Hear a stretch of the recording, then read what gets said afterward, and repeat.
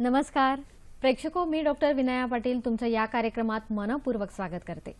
नक्कीच हा कार्यक्रम तुमचा आहे आणि तुमच्या जनजागृतीसाठी आहे, त्यामुळेच या कार्यक्रमात तुमचा सहभाग सुद्धा आमच्यासाठी फार महत्त्वाचा आहे।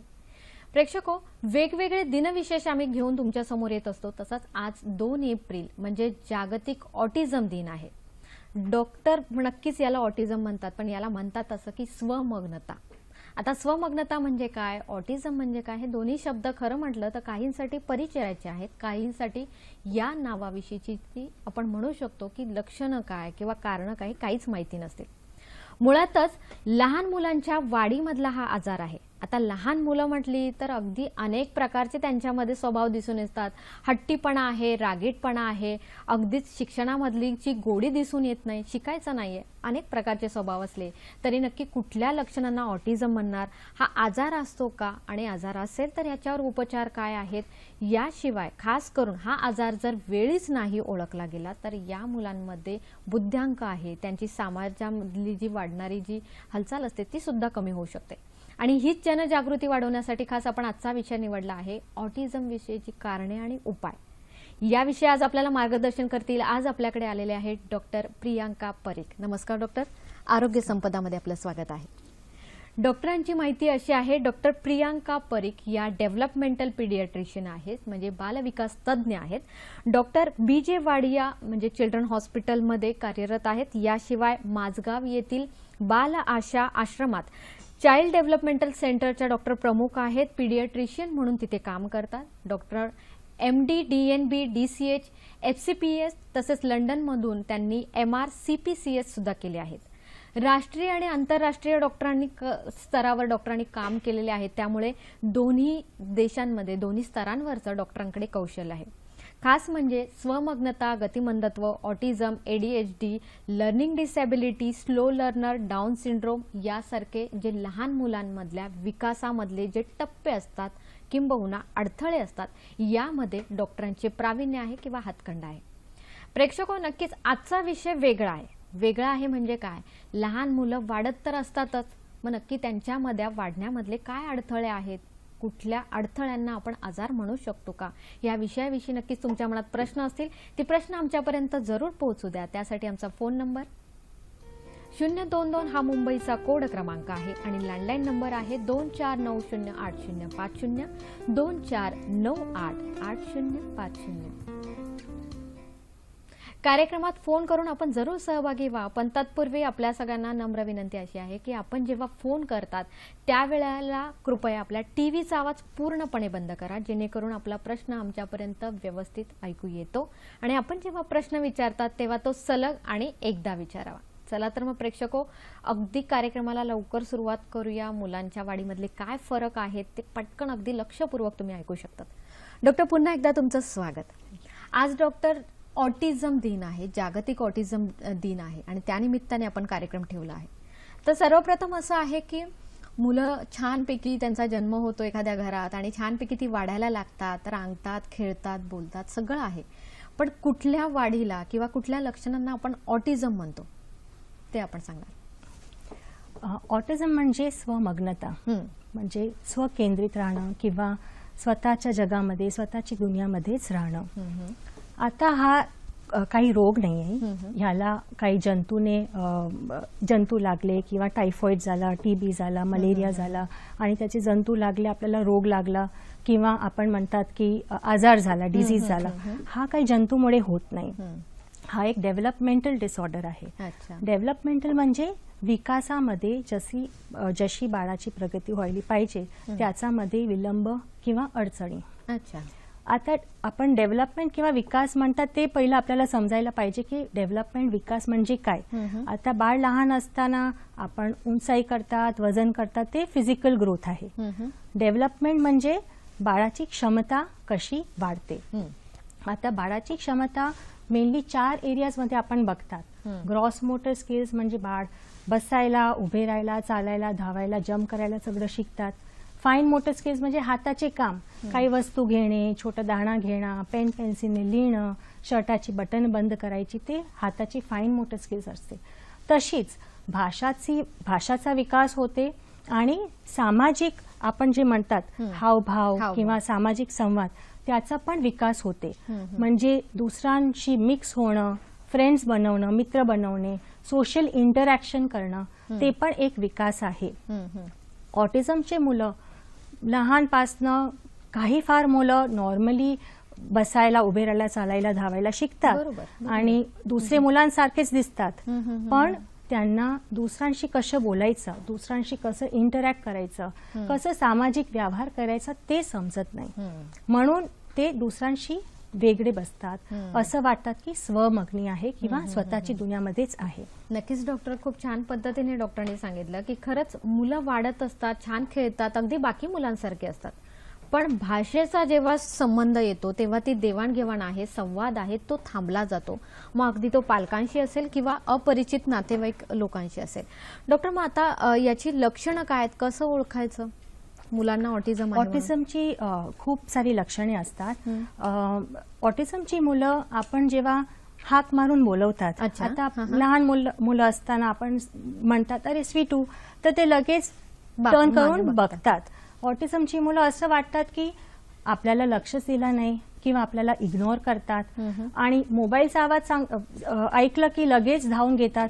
म्हणजे असं नाही की त्यांना ऐकू देत नाही, पण तो आपण जेव्हा त्यांना बोलवतात तेव्हा ते रिस्पॉन्स देत नाही. म्हणजे आपल्या नावाला रिस्पॉन्स नाही देतात, ते सर्वात प्रथम साईन आपल्याला दिसते. तरी ते आय कॉन्टॅक्ट देत नाही, म्हणजे नजरेत नजर मिळवून बोलायचं. आता मी तुमच्याशी बोलते, मी तुम्हाला आय कॉन्टॅक्ट देते, नजरेत नजर मिळवून बोलते, पण ते इकडे तिकडे बघणार किंवा अवॉइड करणार. अगदी बरोबर. तर ते आय कॉन्टॅक्ट देत नाही. काही मुलांची भाषा पण डेव्हलपमेंट होत नाही, म्हणजे त्याला आपण स्पीच आणि लँग्वेज डिले म्हणतात. आता बाळ लहान असताना 1 वर्षापर्यंत ऍटलीस्ट 1 शब्द बोलायला लागते, नंतर 2 वर्षाला ऍटलीस्ट 2 शब्द बोलून आई पाणी, मम्मा बाहेर, असं आपल्याला 2 शब्द जोडून म्हणतात. पण काही फार ऑटिझमची मुलांचा भाषाचा विकास होत नाही.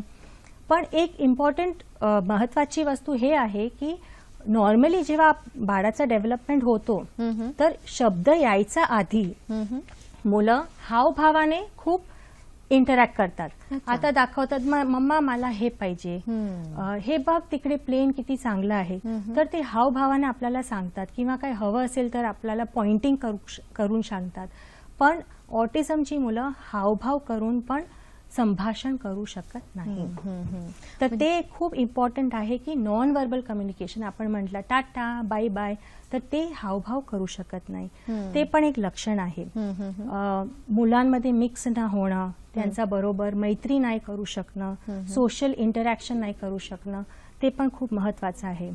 आणि खेळणीशी कशी खेळणं, आता आपल्याकडे खूप खेळणी असतात पण त्यांना कळत नाही की आपण खेळणीशी कशी खेळू. आता आपण बघताना आपण पण सगळं केलं आहे. लहान मुलं असतात 18 महिन्याचे 2 वर्षाचे, बावली आहे, त्यांना झोपवतात, त्यांना भरवतात, जेवण भरवतात किंवा सांगतात आई मी तुझ्यासाठी स्वयंपाक केला, डॉक्टर खेळतात.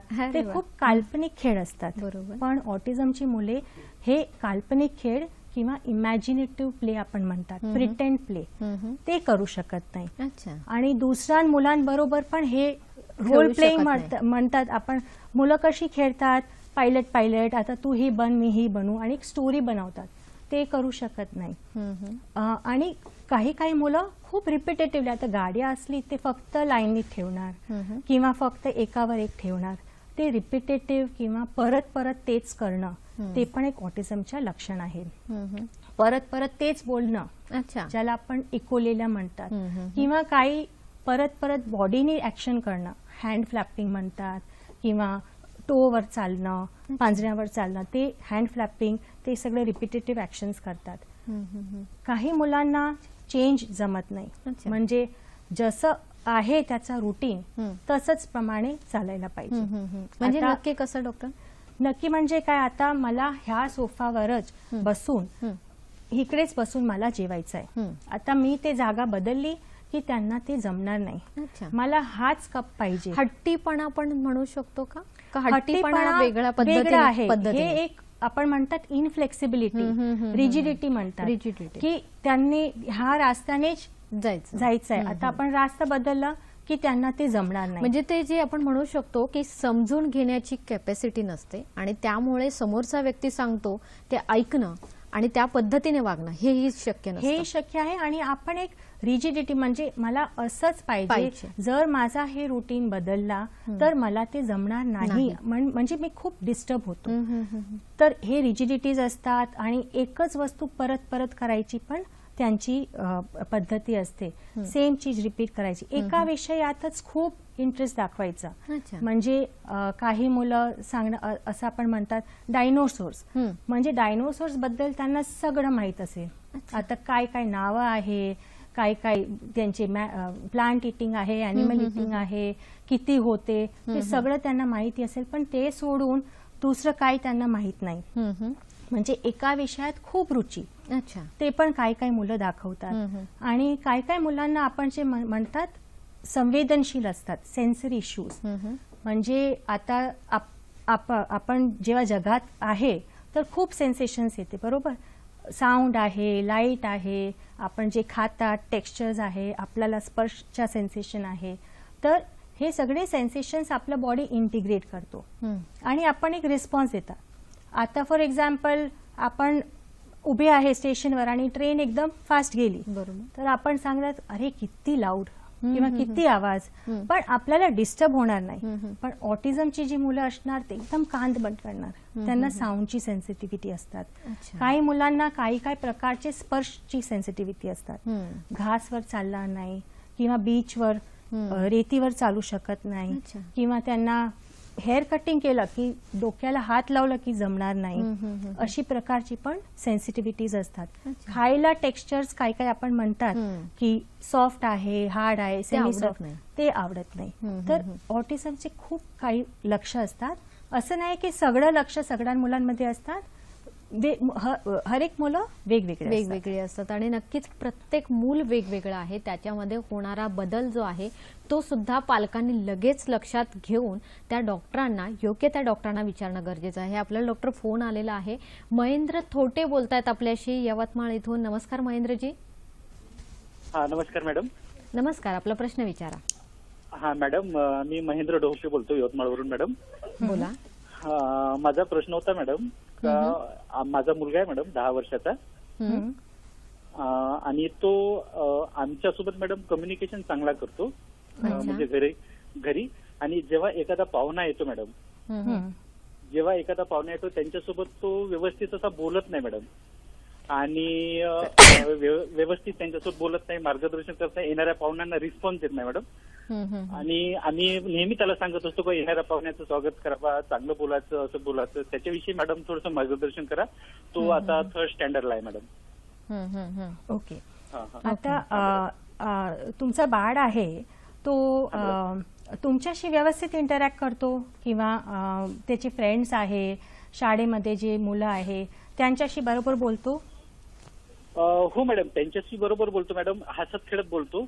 पण एखादे पाहुणे घरी आला मॅडम, पाहुणा आला किंवा आई वडील आलेत, माझे आई वडील आलेत, तर त्यांच्यासोबत असा व्यवस्थित बोलत नाही, कम्युनिकेशन करत नाही मॅडम. तर आम्ही त्याच्यासाठी खूप चिंतित आहोत मॅडम. यांना सवय कशी लागेल बा, येणाऱ्या पाहुण्याशी चांगलं कसं बोलायला लागेल किंवा हे काय कसं करावं लागेल, आणि थोडंसं हेच आवडेल, थोडंसं मार्गदर्शन आता जर मित्रांशी वगैरे त्यांचं बोलणं असेल लहान मुलांचं डॉक्टर, म्हणजे ह्याच्यामध्ये थोडासा आपल्याला फरक आहे. पण ह्याला आपण म्हणू शकते की सोशल एन्झायटी पण होऊ शकते मुलांना. काही काही मुलांना ते सोशली त्यांना एन्झायटी असते की ते सोशल पाहुणे आले किंवा कुठे बाहेर गेले की त्यांना ते खूप अँक्शियस होतात, खूप घाबरतात. तर हे आपल्याला बघायला पाहिजे की सोशल एन्झायटी तर नाही आहे. नक्कीच. आणि प्रेक्षक, जेव्हा आपण डॉक्टरांकडून ह्याच सगळ्या गोष्टी ऐकतोय की लहान मुलांच्या वाढीमधला जेव्हा काही फरक दिसून येतो, छोट्यात छोटा फरक असेल, अगदी शाळेत जाणारी मुलं आहेत तर ते का संवाद साधू शकत नाहीये, स्वतःच्याच आयुष्यात का गडबडलेली असतात, तर ह्या सगळ्यांविषयी आपण चर्चा करूयाच नक्की. डॉक्टर, आता तुम्ही इतक्या पद्धतीने सांगितलं की लहान मूल खेळत असताना काय काय लक्ष द्यायचं. मुळातच लहान मूल खेळत असताना आई वडील म्हणतात खेळतोय तो खेळू दे, पण तिथे सुद्धा लक्ष देण्याची फार गरज आहे.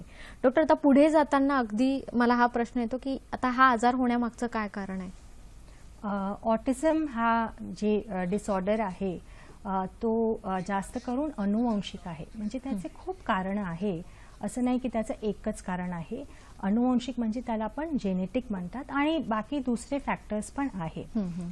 जेनेटिक म्हणजे ते जन्मापासूनच आहे, पण ते जन्मानंतर 3 वर्षापर्यंत त्याची लक्षणं दिसते. अच्छा, म्हणजे जन्मापासून नंतर 3 वर्षापर्यंत किंवा 3 वर्षानंतर दिसू शकतं. नंतर नाही, जन्मापासून 3 3 वर्षापर्यंत. वर्षापर्यंत. आय मीन आता तर आपल्याला जन्मानंतर पहिल्या वर्षात, दुसऱ्या वर्षात पण त्याची लक्षणं नक्कीच. आणि दिसून हेच येतात. हेच ओळखायचं आहे प्रेक्षको, कारण मूल बोलायला लागतंच उशिरा. मग आई वडिलांना कसं कळणार की हा आजार आपल्या मुलाला किंवा आपल्या पाल्याला आहे का नाही, ह्याविषयी खास आपण डॉक्टरांकडून माहिती घेणारच आहोत. पण इथे वेळ झाली एका छोट्याशा विश्रांतीची. कुठेही जाऊ नका, बघत राहा कार्यक्रम आरोग्य संपदा. प्रेक्षको, नक्कीच डॉक्टरांकडून माहिती घेऊया, पण तत्पूर्वी डॉक्टर एक फोन घेऊया. आपल्याशी संगीता पाटील बोलतायत मुंबई इथून. नमस्कार संगीताजी. हॅलो. हॅलो, नमस्कार. मी वसईवरून बोलते. माझा बोला. असा प्रश्न आहे की असे ऑटिझम मुलं होऊ नये, म्हणजे प्रेग्नन्सीच्या आधीच काही काळजी घ्यावी. नक्कीच संगीताजी, योग्य प्रश्न विचारलेला आहे आणि डॉक्टर आपण पुढे वळणारच होतो, पण त्यांच्या प्रश्नाला आपण उत्तर देऊया. आता ऑटिझम असा डिसऑर्डर आहे की आपल्याला प्रेग्नन्सीमध्ये कळणार नाही की ह्या बाळाला ऑटिझम होणार की नाही. काही पण आपण तपास करतात, आता सोनोग्राफी करतात, दुसरी वेगळी तपास करतात, ते गर्भावस्थेमध्ये आपल्याला ते कळत नाही किंवा जन्मानंतर पण काही फार टेस्ट करून कळत नाही.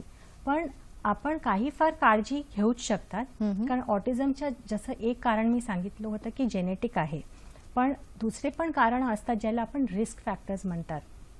रिस्क फॅक्टर्समध्ये काय की जन्माच्या वेळी काय काय त्रास होतो, किंवा बाळ प्रीमच्युअर असलं, किंवा बाळाला व्यवस्थित ऑक्सिजन भेटला नाही, तर तेव्हा बाळाला काही काही त्रास जे जन्माच्या वेळी होतो किंवा ICU मध्ये त्याला घ्यावं लागतं. तर हे सगळे फॅक्टर्समुळे पण ऑटिझमचं प्रमाण वाढू शकतो. डेव्हलपमेंटल डिले पण होऊ शकतो, सगळ्या क्षेत्रामध्ये पण विकास विलंबित होतो, किंवा ऑटिझमचा पण रिस्क वाढू शकतो.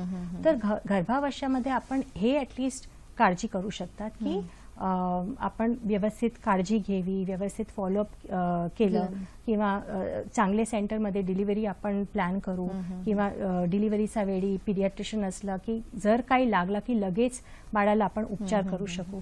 ते सगळं आपल्याला काळजी घ्यावी खूप इम्पॉर्टंट आहे. बरोबर आहे. म्हणजे बाळ जन्म घेतं त्यावेळेला त्याची जी आईशी असलेली नाळ तुटते आणि ते जेव्हा बाहेर येतं तेव्हा समाजाशी त्याचं घेणं देणं तेव्हापासून सुरू होतं. मग अगदी ते रडणं सुद्धा हे फार महत्वाचं आहे. डॉक्टर अगदी काय सांगणार आहात? बाळ जन्म झाल्यानंतर रडणं फार गरजेचं असतं. फार गरजेचं आहे ते.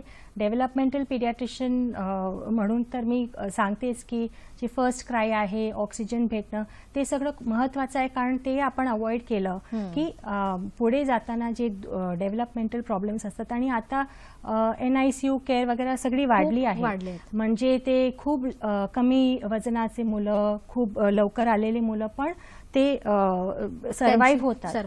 पण पुढे जाऊन ह्या मुलांना काही काही प्रॉब्लेम्स होते, ते आपल्याला फॉलोअपवर कळते. नक्कीच. आणि हे डॉक्टर तुम्ही खूप छान पद्धतीने सांगितलं की अशा पद्धतीने जर काही बालकांचा जन्म झाला असेल तर त्यांनी खास काळजी घ्यावी. मूल छान झालेलं आहे, पण आता वाढीच्या वेळात काय काळजी घेतली पाहिजे हेही तुम्ही डॉक्टरांना विचारू शकतात.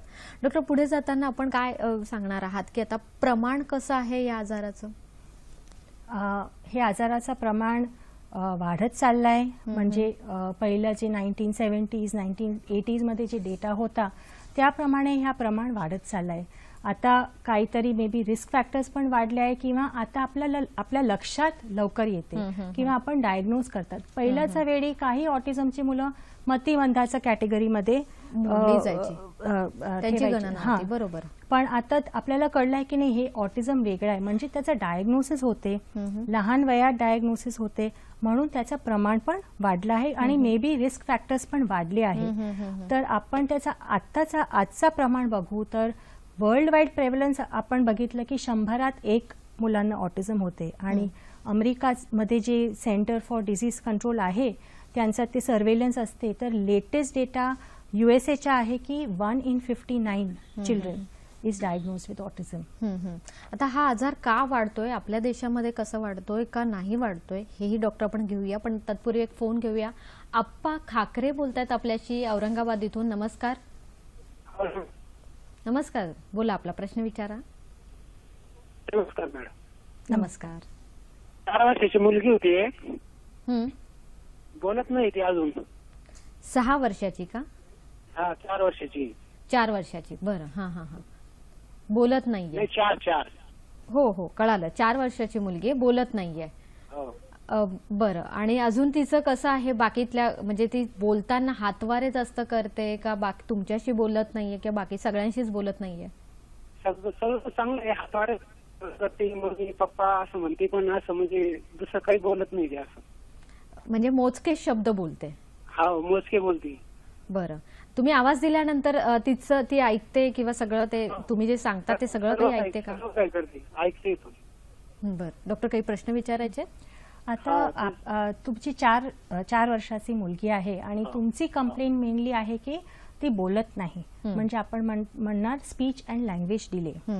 पण आपल्याकडे जर एकच कंप्लेंट आहे पेरेंटची, इम्पॉर्टंट हे आहे, महत्वाचं हे आहे की आपल्याला ते सर्व क्षेत्रात पहिलं तर एक प्रॉपर डेव्हलपमेंटल असेसमेंट करायची गरज आहे की त्याचा चालणं, धावणं ते सगळं वेळेवर झालं आहे की नाही, त्याची फाईन मोटर स्किल्स कशी आहे. आणि आपण जेव्हा भाषा म्हणतात ते भाषामध्ये 2 प्रकार असतात. एक तर समज म्हणजे कॉम्प्रिहेन्शन, की बाळ किती समजतो, आणि दुसरं आहे बोलणं म्हणजे एक्सप्रेसिव्ह स्पीच. तर कधी कधी बाळाची समज जास्त चांगली असते. आपण इन्स्ट्रक्शन दिला की हे जाऊन ठेव, हे आईला दे, तर ते जर बाळ समजून करते, नाक कुठे आहे, कान कुठे आहे ते दाखवत असेल, तर आपल्याला कळते की बाळ बोलत नाही पण त्याला समजते. म्हणजे आपल्याला हे समज आणि बोलणं ते पण बघायचं आहे की समज किती आहे, बोलणं किती आहे. तिसरं की बाळाचा आपण जे म्हणतात हावभाव करून जे संभाषण करतात ते कसं आहे ते मला बघायचं आहे. की तुमची मुलगी बोलत नाही पण हावभाव करून तुम्हाला सांगते, पॉइंटिंग करते किंवा दुसरे ऍक्शन्स किंवा दुसरे आपण जे हावभाव करून दाखवतात, मला भूक लागली आहे, पाणी घ्यायचं आहे, माझा पोट दुखते, तर ते हावभाव करून संवाद करते की नाही ते इम्पॉर्टंट आहे. जर स्पीच डिले आहे किंवा ऑटिझममध्ये पण भाषांचा संभाषणाचा प्रॉब्लेम जर असला तर एक हिअरिंग टेस्ट करणे खूप गरजेची आहे.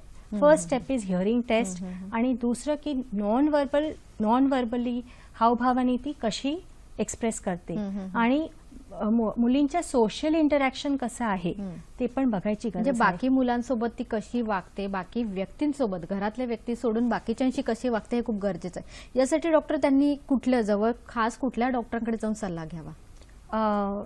I mean ideally developmental paediatrician ज्यांना जास्त माहिती, पण जर नसेल तर ऍटलीस्ट त्यांचे जे चाइल्ड स्पेशलिस्ट आहेत त्यांना जाऊन डेफिनेटली भेटायची गरज आहे. हिअरिंग टेस्ट करायची गरज आहे की ऐकणं व्यवस्थित आहे का. आणि काही फार पालक म्हणतात माझं बाळ ऐकतं, बेल वाजता ऐकतं, मी जे बोलते ते ऐकतं, पण हिअरिंगमध्ये पण वेगवेगळे प्रकार असतात. हिअरिंगची वेगवेगळी फ्रिक्वेन्सीज असते, वेगवेगळे व्हॉल्यूम्स असतात. तर normal day to day sound बाळ ऐकत असेल पण काही फ्रिक्वेन्सीज त्याला नाही जमली, काही व्हॉल्यूम्समध्ये नाही कळलं, तर ते भाषाची डेव्हलपमेंटमध्ये त्याचा असर होतो. नक्कीच. आणि ह्या खूप छोट्या छोट्या गोष्टी आहेत पण फार महत्वाच्या आहे प्रेक्षको, की उशीर जर केला ना तर अशी मुलं अगदी आयुष्यभर त्यांची जी डेव्हलपमेंट आहे ती तशीच राहू शकते. त्यामुळे या आजारांना वेळीच ओळखून लगेच उपचार करण्याची गरज आहे. डॉक्टर, तुम्ही आता असं सांगितलं होतं की 2-3 वर्षापर्यंत आपल्याला कळतं. आता लवकर म्हणजे मुलं बोलायला लागतात उशिरा, 1-1.5-2 वर्षानंतर, त्या आधी काय लक्षणं असतात किंवा आई वडिलांनी कसं ओळखावं की ऑटिझम आहे म्हणून? ऑटिझम पहिल्या वर्षामध्ये पण ऑटिझमची लक्षणं दिसू शकते. आता जेव्हा मी भाषाचा बोलते की 1 वर्षामध्ये बाळ बोलायला शिकते, एक शब्द तरी बोलते, आई, बाबा, टाटा, काहीतरी 1 किंवा 2-3 शब्द बोलतात. पण त्याच्या आधी पण ते संभाषण सुरू करतात. मला हे पाहिजे, मला बाहेर जायचं आहे, म्हणजे आणि आईनी सांगितलं ये इकडे, तर येतात, ते रिस्पॉन्स करतात. तर हे नॉन व्हर्बल कम्युनिकेशन आहे. जर आपण बघितलं की बाळ, आपण त्यांना बोलवतात, नावाने बोलवतात, ते रिस्पॉन्ड करत नाही, टर्न करून बघत नाही. आता मी 12 महिन्यापर्यंत बाळाने रिस्पॉन्ड करायलाच पाहिजे. जर 12 महिन्यापर्यंत बाळाने नावाला रिस्पॉन्स नाही केला तर डेफिनेटली आपल्याला त्याच्यासाठी डॉक्टरांकडे किंवा कोणी स्पेशलिस्टकडे दाखवायची गरज आहे. दुसऱ्या, बाळाचा आय कॉन्टॅक्ट नजरेत नजर मिळून बघायचं, ते आपल्याला बघायची गरज आहे. तिसरा की बाळ आपल्याशी कसं इंटरॅक्ट करतो. आता 5-6 महिन्याचं बाळ पण आपण आल्लुलू असं करतात ते कसं रिस्पॉन्स करतात, आवाज काढतात आणि टू अँड फ्रो आपल्याशी आवाज करून बोलतात. पण ऑटिझम ज्यांना असते त्यांच्या हे जे टू अँड फ्रो इंटरॅक्शन असते, आवाजाचा पण इंटरॅक्शन असते, ते पण कमी असते. त्या वयामध्ये पण ते जास्त करून आय कॉन्टॅक्ट देत नाही किंवा तुम्हाला माझी आई कुठे गेली ते ट्रॅक करत नाही. तर हे सगळे लक्षणं आपल्याला पिकअप करायची आहे. नक्कीच. भाषाचा एक वर्ड जर नाही आला ऍटलीस्ट बाय 16 मंथ्स, 16 महिन्यापर्यंत जर बाळ एक शब्द पण बोलत नसेल किंवा 2 वर्षाला बाळ शब्द जोडून बोलत नसेल की आई पाणी असं जोडून आपण फ्रेजेस म्हणतात, रिपिटेशन नाही, कारण काही मुलं फक्त रिपीट करतात, एक शब्दच रिपीट करतात. हा, ते रिपिटेशन नाही, पण आपण जे इंटेंट ऑफ कम्युनिकेशन म्हणतात की मला तुम्हाला बोलायचं आहे, पद्धतीने आपला विचार मांडता आले पाहिजे. तर मला तुम्हाला हे बोलायचं आहे, आई पाणी म्हणजे आई मला पाणी दे, पण ऍटलीस्ट 2 शब्द जोडून ते बोलायला पाहिजे.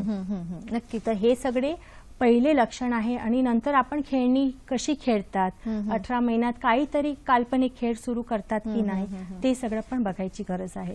म्हणजे आपल्याला 3 वर्षापर्यंत किंवा 2 वर्षापर्यंत पण थांबायची गरज नाही आहे की बाळ बोलणार. आपल्याला हे लक्षण दिसले, आता मी पण 2 वर्षापर्यंत बहुतेक ऑटिझम डायग्नोज पण नाही करणार, मी बघणार कसं त्याचं बिहेवियर आहे, कसं त्याचं डेव्हलपमेंट आहे.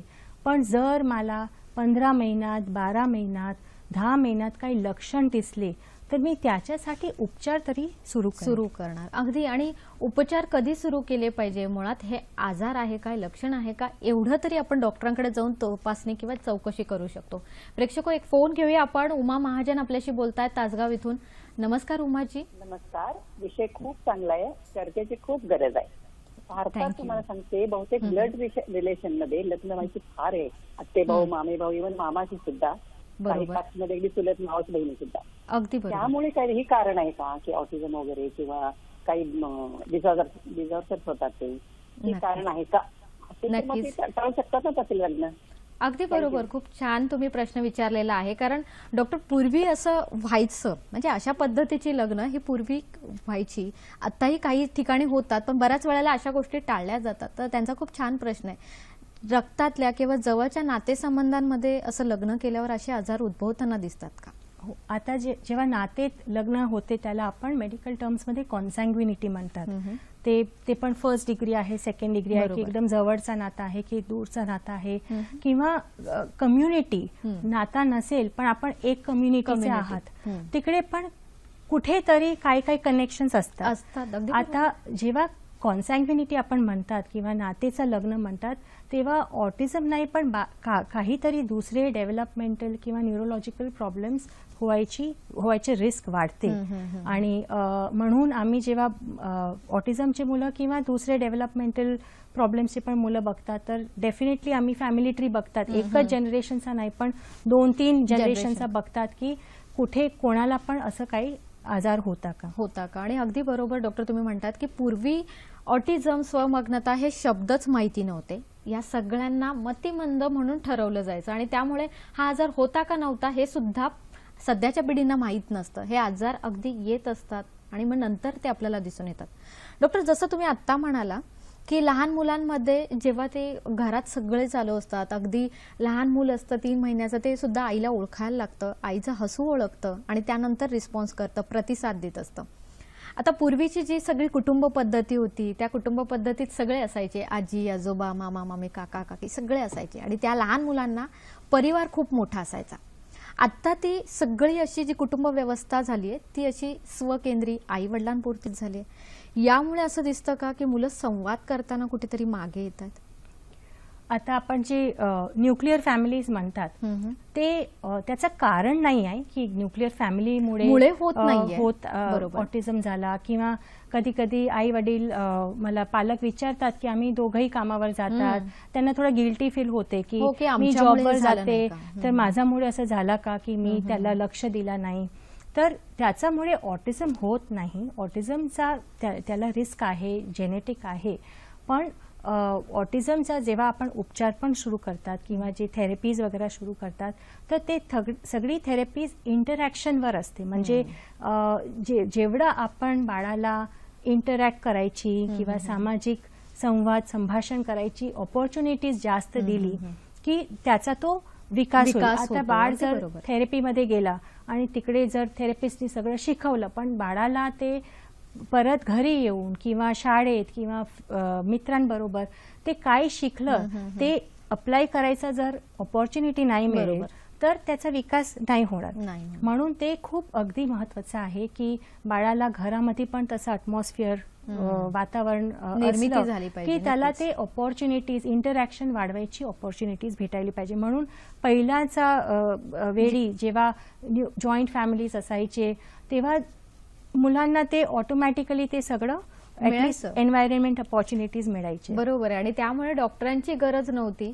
नातेसंबंध समाज हा लहानपणापासून मिळत होता. तेव्हापासूनच त्यांचा बुद्ध्यांक आहे, जी सामाजिक बांधिलकी आहे ती अगदी वाढीस लागत होती. डॉक्टर एक फोन घेऊया. सचिनजी बोलतायत आपल्याशी यवतमाळ इथून. नमस्कार सचिनजी. नमस्कार जी. नमस्कार, बोला आपला प्रश्न विचारा. मॅडम, माझं नाव सचिन सुरतीकार, यवतमाळ डिस्ट्रिक्ट केळापूर तहसील म्हणून बोलतो. बोला. माझ्या मुलाचं एवढंच म्हणणं आहे, म्हणजे माझ्या मुलाचं वॉलचं ऑपरेशन झालं फोर्टिस हॉस्पिटलला मुंबईला. बरोबर. हा, त्याच्यानंतर तो बोलणं चालूच केला आणि चालायला पण लागला. फक्त खेळतं, सर्व गोष्टी करतं, आमचे इशारे पण समजतात आणि विशेष म्हणजे आई बाबा काका मामा दादा सर्व गोष्टी बोलतात. पण त्याच्या समोर जे जेवण वगैरे म्हणायचं आहे, जेवण झालं का रे असंही स्पष्टपणे सर्व गोष्टी बोलत नाही. माझा मुलगा बोलल का नाही या विषयाबद्दल थोडं विचारायचं. बरं, वय किती आहे तुमच्या मुलाचं? माझ्या मुलाचं वय मॅडम आता 4 वर्षाचा. 4 वर्ष. आणि हे वॉलचं ऑपरेशन कुठल्या वर्षी झालेलं? मॅडम आता जस्ट आता म्हणजे नोव्हेंबर मध्ये झालं समजा. आता हे नोव्हेंबर 2 वर्ष होईल. म्हणजे 1 वर्ष झालं समजा. 1 वर्ष. बरं बरं. तो त्याच्या मित्रांशी वगैरे व्यवस्थित खेळतो का? हो, मित्रांशी खेळतो. माझ्या मुलीशी चांगला खेळतो, म्हणजे हसतो, दोघं भांडून घेतात घरी. माझी मुलगी आहे 6-7 वर्षाची. सर्व गोष्टी व्यवस्थित करतो, फक्त स्पष्टपणे बाकीच्या गोष्टी नाही बोलत. म्हणजे एक एक शब्द बोलतो, 1 किंवा 2 शब्द बोलतात. हो, आई बाबा दादा काका मामा नाना सर्व गोष्टी बोलतात. बरं, पण 1 किंवा 2 शब्द असंच आपलं म्हणणं आहे. स्पष्ट नाही. ओके, ठीक आहे. नक्कीच तुमचा प्रश्न आम्हाला कळालेला आहे सचिनजी. डॉक्टर काय मार्गदर्शन करणार आहात? आता हे पहिलं तर पूर्ण हिस्ट्री इम्पॉर्टंट आहे की वाल्व्हचा ऑपरेशन झाला तर काही कंडिशन होती, त्या कंडिशन मध्ये दुसरे काही पण त्रास व्हायची शक्यता आहे का, ते सगळं बघायची महत्व आहे. पण आणि दुसरे जसं मी सांगतात की एका कंप्लेननी जर पालक आले तर मी तेच बघणार नाही, मी पूर्ण डेव्हलपमेंट बघणारच. आता त्याचा gross motor, fine motor, social development कसं आहे, शाळेत जर जात असेल तर आध्यात्मिक डेव्हलपमेंट कसं आहे, रीडिंग रायटिंग कसं आहे, ते सगळं बघायची गरज आहे. आता ह्यांच्या म्हणायच्याप्रमाणे त्याच्या फिजिकल डेव्हलपमेंट चांगलं चाललं आहे, सोशली पण बाळ इंटरॅक्ट करते. जास्त करून एक्सप्रेसिव्ह स्पीचचा प्रॉब्लेम आहे. समज बहुतेक बरोबर वाटते किंवा जर वयाप्रमाणे नसेल पण ऍटलीस्ट बोलण्यापेक्षा समज बेटर वाटते. आणि जे स्पष्टता म्हणतात त्याला आपण आर्टिक्युलेशन म्हणतात. आर्टिक्युलेशन म्हणजे काही मुलं बोबडं बोलतात किंवा क्लिअर नाही बोलतात, तर त्याला आपण आर्टिक्युलेशन, स्पीच आर्टिक्युलेशन म्हणतात. तर हे काय आहे, आपलं बोलणं ते मॅन्युफॅक्चरिंग आपल्या मेंदूमध्ये होते, मला काय बोलायचं आहे, पण मी काय बोलते त्याची डिलिव्हरी इकडून होते. आपण लिप्स यूज करतात, होठ यूज करतात, दात यूज करतात, जीभ यूज करतात आणि ते आपण स्पष्टताने बोलतात. पण काय मुलांना हे जे आपण जे यूज करतात आपले होठ, आपली जीभ वगैरे, ते मशीन यूज करण्यामध्ये काहीतरी प्रॉब्लेम असतो आणि ते त्यांची स्पष्टता नाहीये. आता हे सगळ्यांसाठी समजणं, बोलणं, स्पष्टता, त्याच्यासाठी स्पीच थेरपीची गरज तर आहेच. पण ह्याच्या आधी ऐकणं बरोबर आहे की नाही ते डेफिनेटली आपल्याला रूल करायला पाहिजे. नक्कीच प्रेक्षको, या सगळ्या गोष्टींवर अगदी लक्ष देऊन आपल्याला काम करायचं आहे. आणि विशेष म्हणजे आता ऑटिझम मुलांसाठी काय शिक्षण दिलं पाहिजे, त्यांच्यावर उपचार काय आहेत, यावर आपण चर्चा करूया. पण इथे वेळ झाली एका छोट्याशा विश्रांतीची. कुठेही जाऊ नका, बघत राहा कार्यक्रम आरोग्य संपदा.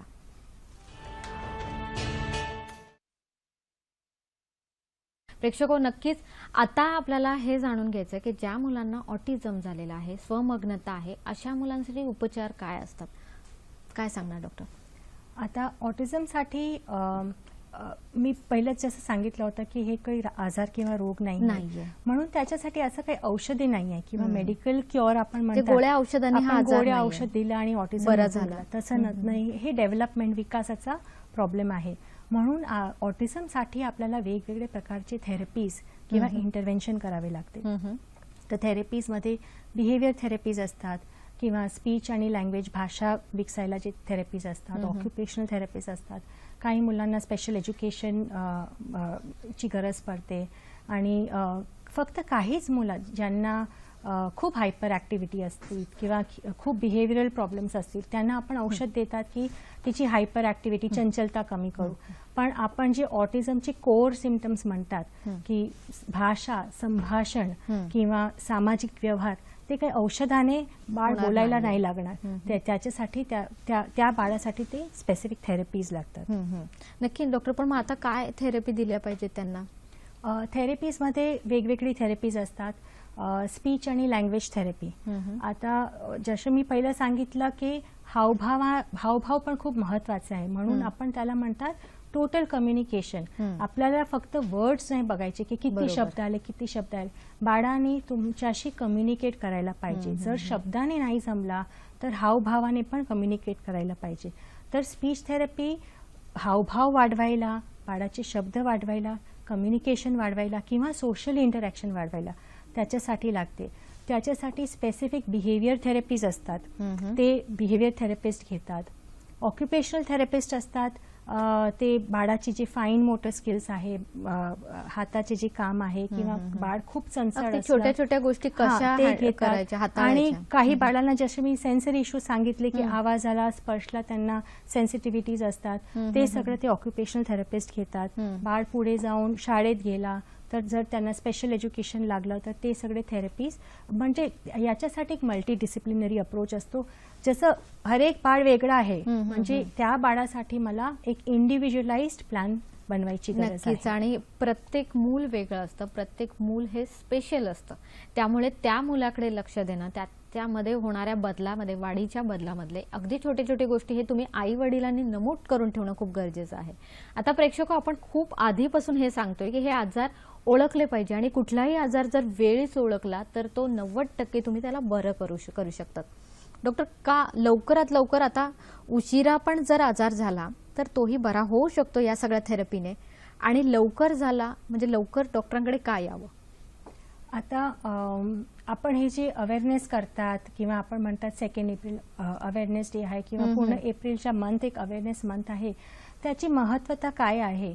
कारण आता सर्व जगात अर्ली आयडेंटिफिकेशन आणि अर्ली इंटरव्हेन्शन हे एक आपण म्हणतात स्लोगन आहे. बरोबर, की आपल्याला लवकरात लवकर त्याचे लक्षण ओळखायचे आणि त्याच्यावर काम सुरू करायचे. जसे मी तुम्हाला 1 वर्षात, 1.5 वर्षात, 2 वर्षाचे पण लक्षण सांगितले, ते जर आपल्याला दिसले, मी तेव्हा नाही सांगणार की ऑटिझम आहे, पण मी त्याच्यावर काम सुरू करणार. हे कशासाठी?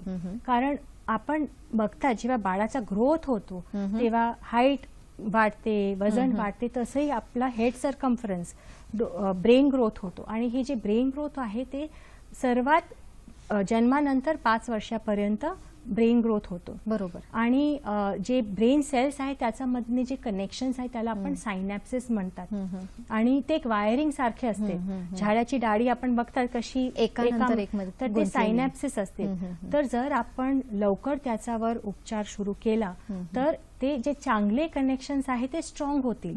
म्हणजे आपण त्या वयामध्ये बाळाला जे शिकवला ते कंटिन्यू होईल आणि त्याचा डेव्हलपमेंट आणि विकास चांगला होईल. तेच थेरपी मी 5 वर्षाला केली तर त्याची एवढी इफेक्ट नाही होणार जे मी 2 वर्षाला, 1.5 वर्षाला करते. नक्कीच डॉक्टर, आणि प्लास्टिसिटी विषयी आपण खास सांगूया आपल्या प्रेक्षकांना, ती सुद्धा एक बनत जाते. ह्यालाच आपण एक ब्रेन प्लास्टिसिटी Plasticity म्हणतात की म्हणतो. आपण ते जे चांगले कनेक्शन्स आहेत आणि आपल्याला जे हवं नको ते हळूहळू वीक होत चालते, कारण आपण जे पाहिजे ते आपण परत परत करतात, बाळाला शिकवतात, म्हणजे चांगले कनेक्शन स्ट्रॉंग होतात. त्याला आपण ब्रेन प्लास्टिसिटी नक्कीच. आणि इथे थोडंसं असं उदाहरण द्यावंसं वाटतं प्रेक्षको, जेव्हा एखादं झाड आपल्याला वाढवायचं असतं, आपण बघतो त्याला की ऊन जिथे येतं तिथे त्याच्या फांद्या या वाढत जातात. अगदी त्याच पद्धतीने आहे मुलांच्या वाढीमध्ये सुद्धा बऱ्याच काही गोष्टी या फार महत्वाच्या असतात आणि त्यावेळेला तुम्ही त्यांना ते उपलब्ध करून दिलं तर अगदी जिथे ते कमकुवत असतात तिथे ते अगदी खूप प्रावीण्य मिळवू शकतात.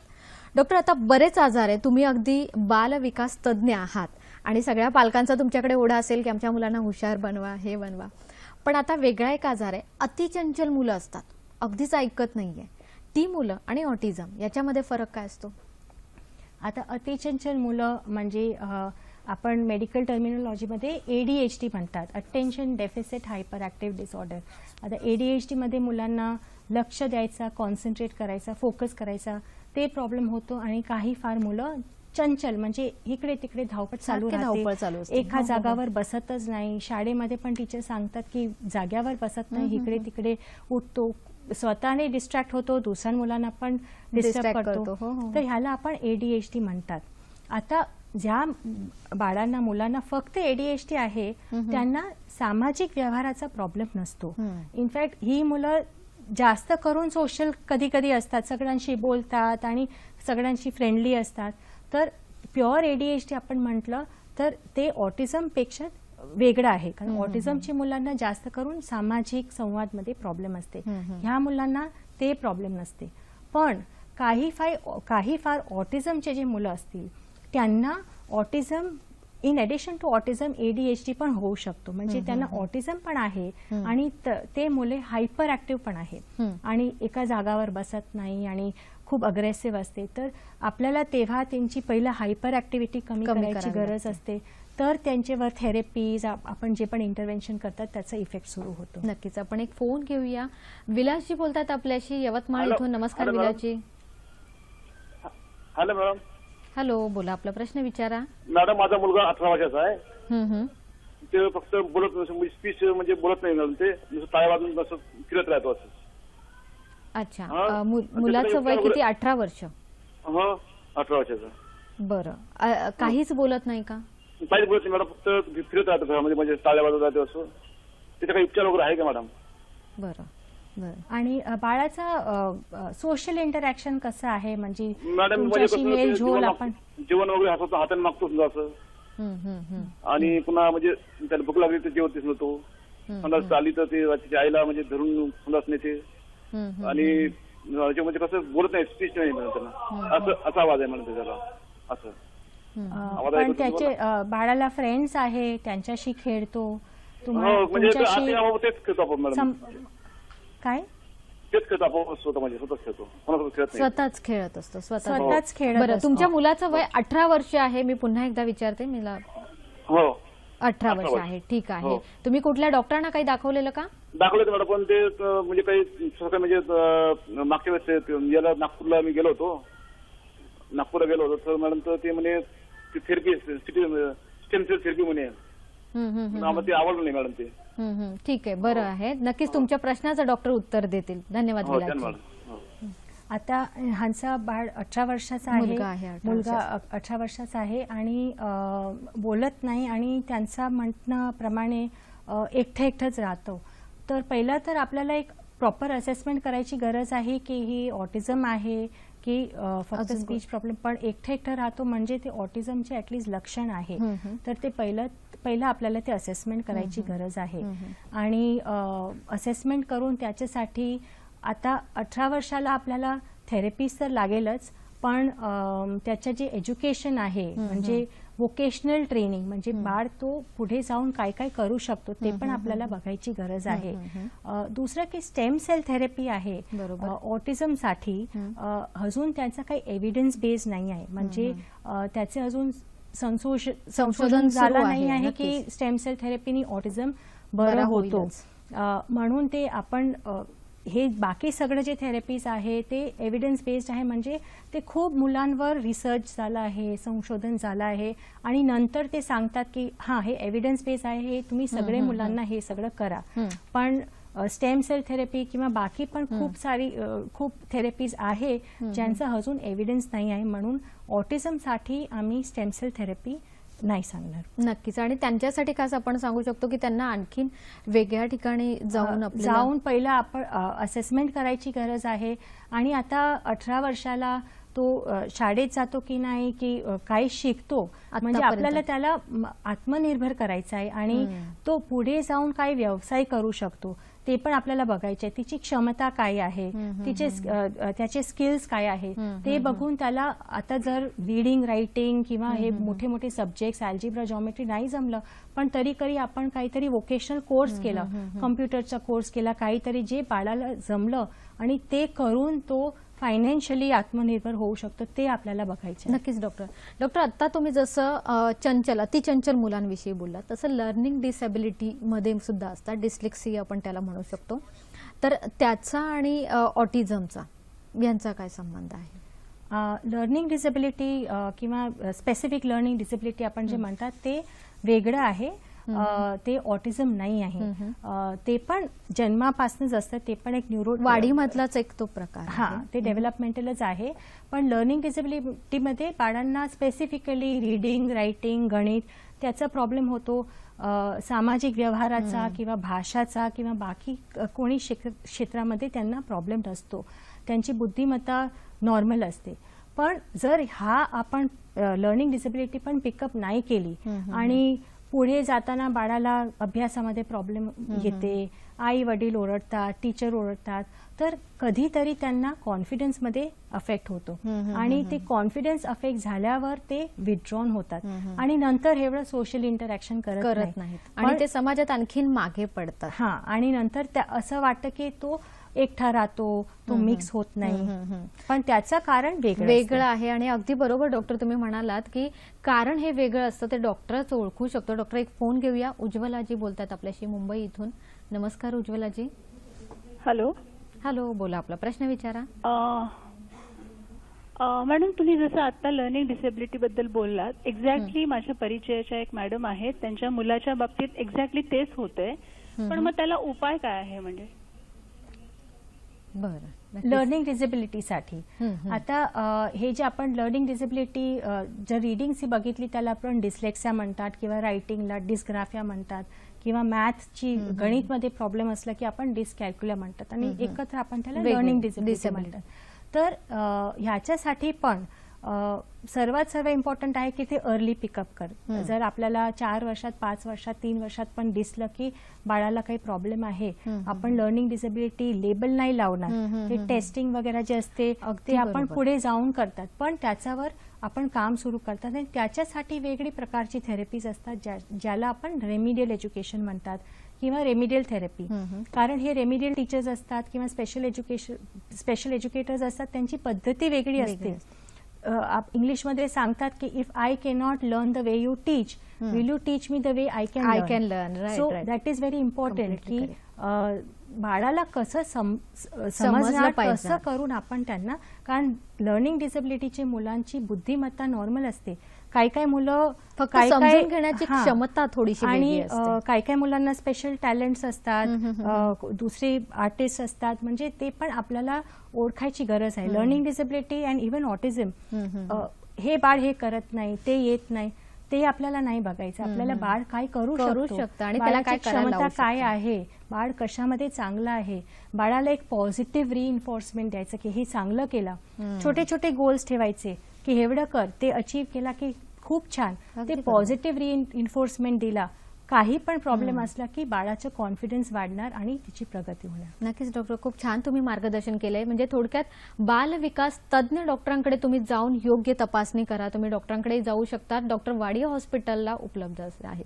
डॉक्टर, तुम्ही जेव्हा आता म्हणाला की लेबल लावायचं नाही, अमुक एक आजार आहे हे सांगितल्यानंतरच पालक घाबरून जातात आणि त्या मुलावर लेबल लावतात, तर लेबल न लावता त्याचे जे कमकुवतपणा जो आहे, जे काही गोष्टी आहेत त्या सुधारण्याची गरज आहे, ते डॉक्टर सुधारतील.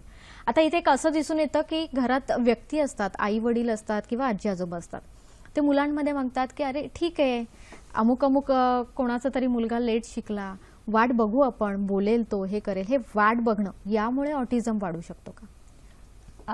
काही पण ऑटिझम नाही, स्पीचचा प्रॉब्लेम सगळेच आजार आहेत. प्रॉब्लेम असता, काही पण प्रॉब्लेम मध्ये वाट बघायची नाही. कारण आता खूप असे केसेस असतात जेव्हा एस्पेशली स्पीचच्या बोलणी जर उशिरात झाली की आजी म्हणतात राहू दे, तिचे पप्पा पण खूप उशिरात बोलले होते, अगदी बरोबर. 3 वर्षात नंतरच बोलला, 4 वर्षानंतरच बोलला, तू थांब बोलणार. पण ते चुकीचं आहे. आपल्याला वाटलं, जसं मी सांगितलं की एका वर्षात एक शब्द येते, जर 16 महिन्यापर्यंत एक शब्द पण नाही येत असेल तर ऍटलिस्ट आपण जाऊन दाखवू, हिअरिंग टेस्ट करू.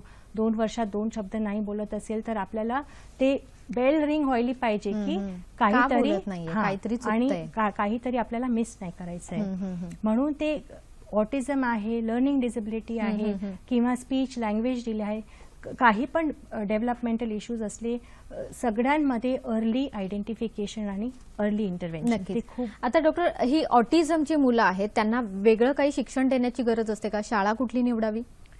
आता ऑटिझमची मुलं आहे, जसं मी सांगितलं की प्रत्येक मूल वेगळं असते आणि ऑटिझमचं प्रमाण पण प्रत्येक मुलांमध्ये वेगळं असते. बुद्धिमत्ता पण प्रत्येक मुलांमध्ये वेगळी असते. काही काही मुलं ॲव्हरेज इंटेलिजन्स किंवा गिफ्टेड असतात, त्यांची इंटेलिजन्स इनफॅक्ट सुपिरियर असतात, बरोबर, बुद्धिमत्ता. आणि काही काही मुलंची बुद्धिमत्ता मतिमंद कॅटेगरीमध्ये येतात. तर आपल्याला बघायचं आहे की बाळाची क्षमता काय आहे. आणि जेव्हा आपण ऑटिझमच्या निदान करतात तेव्हा आपला गोल असायला पाहिजे की मेन स्ट्रीम स्कूलिंग, त्याच्यामध्ये आपण बाळाला इंटिग्रेट करू आणि तशी प्रकारची ट्रेनिंग आपण पहिल्यापासून 2 वर्षात 3 वर्षांपासून सुरुवात करू. आणि जसं आपण त्याच्या भाषावर काम केलं तसंच आपण त्याचे अकॅडमिक्स, आध्यात्मिक विकासावर काम केलं आणि सोशल इंटरॅक्शन ते खूप महत्वाचं आहे. कारण आपण शाळेमध्ये गेले की मुलांना दुसरे मित्र, ग्रुप काही प्रोजेक्ट करायचा आहे, टीचरशी इंटरॅक्ट करायचं आहे, टीचरनी काही इन्स्ट्रक्शन दिले की ते समजून करायचं आहे, तर आपण पहिल्यापासून त्याच्यावर काम केलं की आपण त्याला इंटिग्रेट करू शकतात. पण काही फार मुलं असतात की ज्यांना हे सगळं करून पण जर नाही जमलं तर त्यांच्यासाठी स्पेशल स्कूल्स पण असतात. नक्कीच, आणि या स्पेशल स्कूलमुळे त्यांना खूप फायदा होतो, ते अगदी आत्मनिर्भर होऊ शकतात. प्रेक्षको, फार महत्त्वाचा कार्यक्रम होता आणि नक्कीच यातला एखादा भाग जर बघायचा राहून गेल्यास याचं पुन्हा प्रसारण तुम्ही बघू शकतात शुक्रवार दिनांक 5 एप्रिलला सकाळी 9 वाजता. याशिवाय आमचा कार्यक्रम कसा वाटला हा अभिप्राय जरूर कळवा. त्यासाठी आमचा पत्ता: निर्माता आरोग्य संपदा, दूरदर्शन केंद्र, पांडुरंग बुधकर मार्ग, वरळी, मुंबई 400030. facebook.com/dd sahyadri.in इथे तुम्ही आम्हाला फॉलो करू शकतात. याशिवाय youtube.com/user/dd sahyadri इथे तुम्ही आमचे सर्व कार्यक्रम बघू शकतात. प्रेक्षको, नक्कीच वेळ कमी आहे आणि डॉक्टर, असा प्रश्न येतोय की आता मग तुम्ही लोकांना काय मार्गदर्शन करणार आहात? ही मुलं पुढे आत्मनिर्भर पण होऊ शकतात का?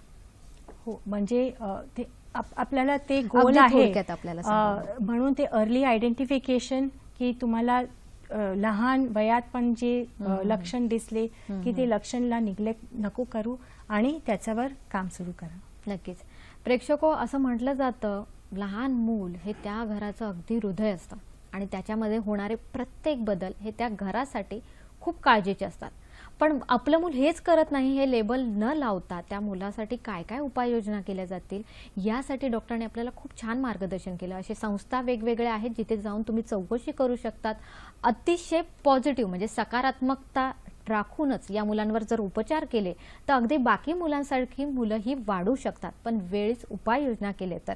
म्हणूनच या वर्षीची आपण म्हणू शकतो की त्याची थीम सुद्धा आहे अर्ली डायग्नोसिस, अर्ली ट्रीटमेंट केली तर हा आजार बरा होऊ शकतो.